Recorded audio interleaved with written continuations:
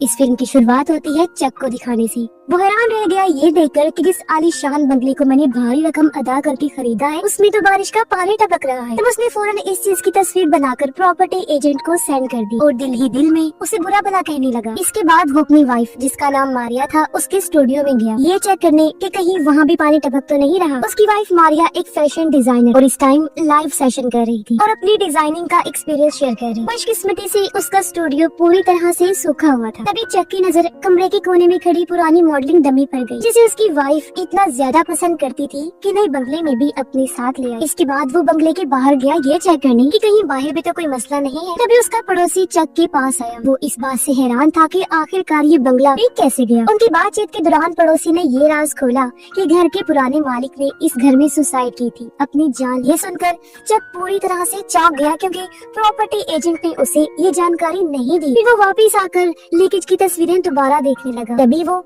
एक तस्वीर में शॉटगन को नोटिस करता है। हालांकि उसके घर में तो कोई हथियार नहीं था। वो कंफ्यूज हो जाता है कि आखिर ये गन आई तो आई कहां से। लेकिन अजीबोगरीब वाकई यही नहीं रुकी। अगली सुबह जब वो बंगले के गार्डन में टहल रहा था तो उसकी नजर अपनी वाइफ की उस मॉडलिंग डमी पर गई जो अजीब तरह से गार्डन में खड़ी हुई। तभी पड़ोसी फिर से आ गया और इस सारे मामले को देखने लगा। चक को शक हुआ कि ये मेरी बहन की शरारत हो सकती है क्योंकि कुछ महीने पहले उनकी माँ की एक्सीडेंट में मौत की वजह से उसकी बहन की दिमागी हालत थोड़ी खराब हो गई थी। तब पड़ोसी चक को सलाह देता है कि अपनी बहन की दिमागी हालत पर ध्यान दो। साथ ही वो उसे ये भी सजेस्ट करता है कि वो पास ही बनी लाइब्रेरी में जाकर इस एरिया की हिस्ट्री तारीख को पढ़े। इसके साथ ही वो उसे एक लोकल ग्रुप की मीटिंग में आने की दावत भी देता है। दोपहर को चक लाइब्रेरी गया और किताबों को उलट पलट करने पर एक किताब ढूंढ लेता है जिसमें इस छोटे से गाँव की गहरी हिस्ट्री लिखी हुई। वो जैसे ही निकलने लगा उसने देखा कि कुछ किताबें जमीन पर फैली हुई हैं। साथ ही उसने रोती हुई एक लड़की को भी देखा जो उसे वार्न करती है कि वो इस जगह के राजों में इतनी दिलचस्पी ना ले वरना इसके अंजाम बहुत खतरनाक हो सकते हैं। लेकिन चक उसे पागल समझकर उसकी बातों को नजरअंदाज कर देता है और किताबें लेकर लाइब्रेरी के काउंटर पर पहुंचता है। जब लाइब्रेरियन ने किताबें देखी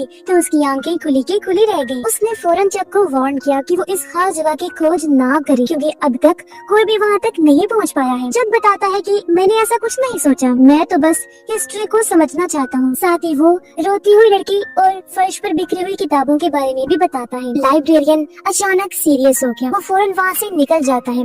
तब चक भी चुपचाप घर लौट आता है। घर आने के बाद उसने किताबें पढ़ना शुरू की जो 1980 की एक खुफिया कॉन्फ्रेंस से जुड़ी हुई। तभी अचानक डोरबेल बजी। दरवाजे के बाहर उसकी एक स्टूडेंट खड़ी हुई थी जो म्यूजिक क्लास लेने आई थी। चक एक म्यूजिक टीचर था और आज उसकी ये स्टूडेंट पहली बार म्यूजिक सीखने आई। शुरू में स्टूडेंट काफी नर्वस हो रही थी। तब चक किचन में पानी लेने चला गया ताकि उसका मूड थोड़ा हल्का हो सके। लेकिन तभी अचानक पियानो की धुन पूरे कमरे में गूंजने लगी। ऐसा लग रहा था जैसे किसी प्रोफेशनल इंसान की परफॉर्मेंस हो। चक शॉक रह गया क्योंकि जब उसने पीछे मुड़कर देखा तो स्टूडेंट तो किचन के दरवाजे पर खड़ी थी। ये देखकर दोनों काफी हैरान रह जाते हैं। जब वापस पियानो की तरफ आता है तो सब कुछ शांत हो चुका था और वो औरत नहीं मिली जिसके बारे में स्टूडेंट ने बताया था। ये देखकर वो काफी डर जाती है, फौरन वहाँ से भाग गई। रात को चक अकेला था क्योंकि उसकी वाइफ ऑफिस के काम के लिए घर से बाहर गई हुई थी। इसीलिए वो पड़ोसी की बताई हुई गार्डन क्लब की मीटिंग अटेंड करने चला जाता है। वहाँ एक बहुत ही सेंसिटिव हसास टॉपिक पर डिस्कशन चल रही थी जिसे आमतौर पर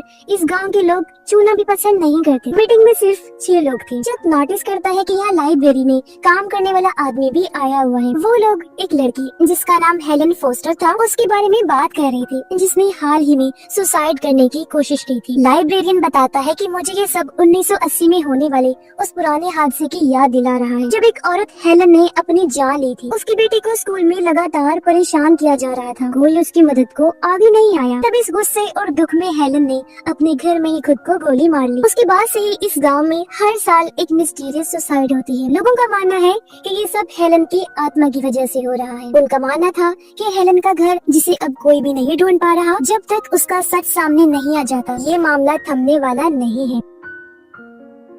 मीटिंग धीरे धीरे डरावनी होती जा रही थी इसीलिए इसे खत्म करने का फैसला किया गया। लेकिन जैसे ही चक बाहर आया उसे पास वाले पुराने चर्च से किसी औरत की हंसने की आवाज आती है। वो घबराते हुए घर आया और अपनी बहन इजाबेल के कमरे में जाता है। इजाबेल अभी भी माँ के गुजर जाने के गम से बाहर नहीं आई थी और अक्सर बुरे सपने देखती थी जिसमें उसे बार बार अपनी माँ दिखाई देती। जब भी ऐसा होता वो चक के पास आकर अपने डर के बारे में बताती ताकि मन हल्का हो सके। किसी शाम इजाबेल के स्कूल का दोस्त उनके घर आया। इजाबेल इजाबेल से मिलने के लिए। वो बचपन से ही इसी गांव में रहता था और उसे यहाँ की कई डरावनी कहानियों की जानकारी। उसने इजाबेल को हेलन की सुसाइड की पूरी कहानी काफी डिटेल में सुनाई। रात को इजाबेल जब सो रही थी तो बाथरूम की लाइट अपने आप ही जल जाती है। वो उठकर लाइट बंद कर देती है, लेकिन थोड़ी देर बाद वो एक बार फिर जल गई। उसे लगा जैसे स्विच खराब है, इसलिए उसने बल्ब भी उतारकर बेड की साइड टेबल पर रख दिया। लेकिन जैसे ही वो फिर सोने की कोशिश करती है, कुछ बहुत ही अजीब होने लगता है। मिस्टीरियस चीजें रुकने का नाम ही नहीं ले रही थी। अगली सुबह जब इजाबेल की आंख खुली तो उसने देखा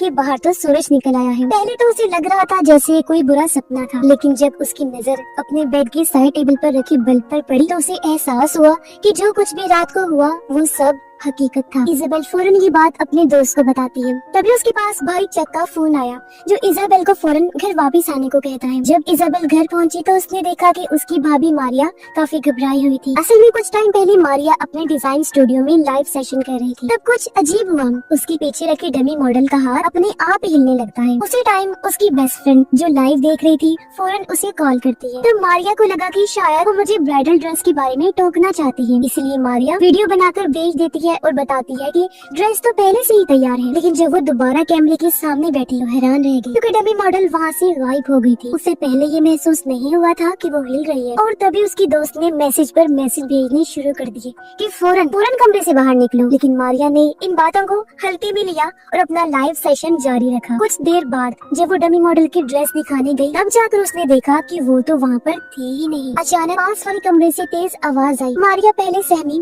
लेकिन फिर डरते डरते उस कमरे की तरफ बढ़ती है। तब जाकर उसे डमी मॉडल की सच्चाई का एहसास होता है। चक ने जब ये सब सुना तो वो टाइम गवाए बिना घर आता है और उन्होंने मिलकर डमी को आग लगाकर जला दिया। चक ने बताया कि इस बंगले का पिछला मालिक यहाँ पर सुसाइड कर चुका है, तो हो सकता है कि यहाँ कुछ बुरी ताकत मौजूद हो। फैसला किया गया कि वो इस बंगले को छोड़ देंगे। इजाबेल को कहा जाता है कि वो अपनी सारी चीजें समेट कर कॉलेज हॉस्टल में शिफ्ट हो जाए। तब उनकी मदद करने इजाबेल का दोस्त भी आ गया। इसी दौरान उसकी दोस्त की नजर दीवार पर लटकी एक तस्वीर पर जाती है, जिसमें इजाबेल और उसकी मॉम साथ में थी। उसने इजाबेल को चौंका देने वाली बात बताई। कहा कि इसमें तुम्हारी माँ वैसी बिल्कुल नहीं लग रही जैसी तुमने बताई। तस्वीर में तुम्हारी माँ और मौजूदगी में बिल्कुल अलग लग रहे हैं। इजाबेल एकदम चौंक गई। फौरन बताती है कि मेरी माँ तो कुछ महीने पहले ही एक एक्सीडेंट में गुजर चुकी है। ये सुनकर उसका दोस्त भी हैरान रह गया, क्योंकि उसने कुछ टाइम पहले उसकी मॉम को घर में चलते फिरते देखा था। इस उलझन को दोनों सोच रहे थे कि नीचे किचन में बर्तन गिरने की आवाज आती है। घबराते हुए दोनों नीचे पहुंचे, लेकिन नीचे उतरते ही घर का माहौल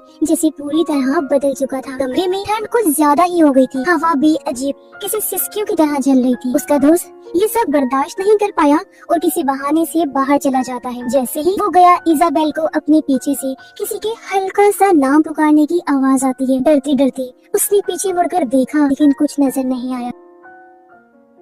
तभी अचानक मारिया आ गई और उसे रोकने लगी, लेकिन इजाबेल कहती है कि मैं इस मिस्ट्री का पता लगा के ही रहूंगी। फिर दोनों घबराते हुए अपने अपने कमरों में भाग जाती है। थोड़ी देर बाद मारिया के कमरे से चीखने की आवाज आती है। इजाबेल भागकर उसकी तरफ गई। दरवाजा अपने आप धीरे धीरे खुल रहा था। मारिया बुरी तरह डर चुकी थी। वो रोते हुए इजाबेल के कमरे में आ जाती है। उसके चेहरे पर खौफ था और नाक से खून बह रहा होता है, लेकिन उसे खुद होश नहीं था कि ये सब उसके साथ क्या हो रहा है। जब माहौल कुछ शांत हुआ तो इजाबेल का दोस्त वापस लौट आता है। उसके हाथ में पुराना नक्शा था। उसने बताया कि 1923 के प्लानर्स की किताब और शहर के मौजूदा नक्शे को मिलाकर मैंने एक बहुत पुरानी जगह का सही पता खोज निकाला है। नाम है 825 फॉरेस्ट रोड, जो इस कहानी का नाम भी है। चक अब तय कर चुका था कि उस इंसान से वो खुद जाकर बात करेगा जिसने उसकी वाइफ के साथ धोखा किया। इजाबेल भी उसके साथ जाने की जिद करती है। तभी बाहर एक एजेंट आ जाती है जो एक एड शूट के लिए मदद मांगने आई, लेकिन चक को तो उस जरूरी काम से फौरन बाहर जाना था। मारिया, जिसकी हालत पहले से नॉर्मल थी, वो एजेंट की मदद के लिए रुक जाती है। इजाबेल को कुछ गड़बड़ लग रही थी, इसलिए उसने अपने दोस्त को मारिया के साथ ही रुकने का कहा। जबकि चक और इजाबेल एक साथ उस पुराने एड्रेस की तरफ निकल पड़ते हैं, यानी 825 फॉरेस्ट रोड। रास्ते में चक ने कहा कि अगर ये वही घर निकला ना तो मैं इस घर को आग लगा दूंगा। जबकि उधर मारिया एड शूट में एजेंट की मदद कर रही थी, लेकिन अचानक से एजेंट कोई अजीब सी अनजान जुबान में बोलने लगी। दूसरी तरफ चक और इजाबेल अब घने जंगल से गुजरते हुए एक खंडर जैसे घर तक पहुंच गई थी। खिड़की तोड़कर वो अंदर आ गई और कोई नंबर जैसी निशानी को ढूंढने लगी। इजाबेल धीरे धीरे से ऊपर वाली मंजिल पर गई और देखती है कि ये हवेली अंदर से तो बिल्कुल चक के घर जैसी है। तभी किसी की परछाई उसके पीछे से गुजरती है। इसी टाइम मारिया जो घर पर थी अचानक 1980 के पुराने वाकये की बातें करने लगी। वो कहती है कि मेरी बेटी को स्कूल में बुरी तरह तंग किया गया था। उसने कई बार लोगों से मदद मांगी लेकिन किसी ने हाथ नहीं बढ़ाया। असल में उस औरत की आत्मा जिसने सुसाइड किया था यानी कि हेलन, वो पूरी तरह मारिया की बॉडी में समा चुकी थी। दूसरी तरफ चक को जमीन के नीचे एक लकड़ी का बॉक्स मिला। उसमें बहुत सारे लेटर्स थे जो स्कूल को लिखे गए थे। ये खत एक ही औरत के हाथ के लिखे हुए थे लेकिन सब वापस लौट कर आ गए थे। उसके घर का पता भी खत पर लिखा हुआ था। चक को एहसास होता है कि पहले वाले घर का एड्रेस यानी कि उस औरत के घर का और इस घर का एड्रेस यानी कि 825 फॉरेस्ट रोड एक ही जगह है। यही वजह है कि आत्मा इस घर में आती क्योंकि ये कभी उसका जो हुआ करता। चक डरता हुआ ऊपर गया इजाबेल को लेने के लिए क्योंकि उन्हें फौरन यहाँ से निकलना था। लेकिन इजाबेल एक जगह चुपचाप खड़ी हुई थी। उधर इजाबेल के दोस्त को भी यकीन हो गया था कि मारिया में कुछ अजीब हो रहा है। उसने जानबूझकर उससे उसकी बेटी का नाम पूछा।